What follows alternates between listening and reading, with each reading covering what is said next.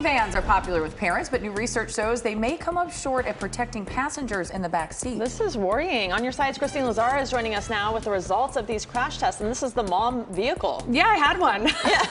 I just graduated from it. I love a minivan. Well, they are really great. And listen, I want to caution, it doesn't mean that the back is getting less safe. It means that the front has gotten more safe. Oh, okay. Right? Which is similar. We did a story a couple weeks ago, same type of issue.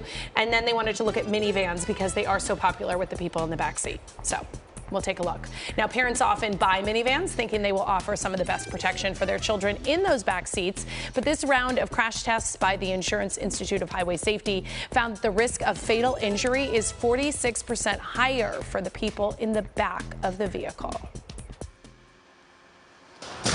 In a new round of crash tests, 4 types of minivans were smashed into a barrier at 40 miles per hour. The vehicles did a good job protecting the driver, but all received a low grade when it came to backseat safety. The results are disappointing because customers buy minivans to transport their families. Jessica Jermakian is Vice President of Vehicle Research at the Insurance Institute for Highway Safety. The group found the seatbelts in the back either put too much pressure on the chest or slid up, increasing the risk of abdominal injuries. SUVs and midsize cars also failed to achieve a good grade in earlier research. It's important to stress vehicles are not less safe than before.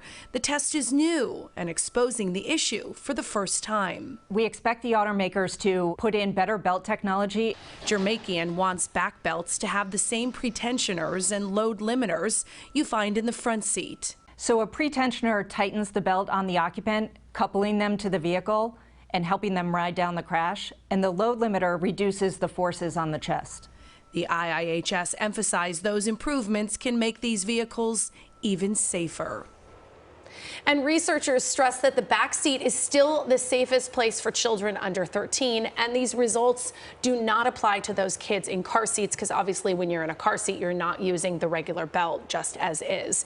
And I also want to mention the cars that they looked at were the Odyssey, the Pacifica, the Kia Carnival, and the Sienna, which if you talk to anybody who has a minivan, they have one of those for minivans. What about booster seats? Well, in the booster seat, it raises them up, and then the belt comes down, so you wouldn't have the same like slippage under or having the belt come up. So again, that's another reminder to parents, they need to be in a booster or a car seat. The law here in California is 8 or 80 pounds.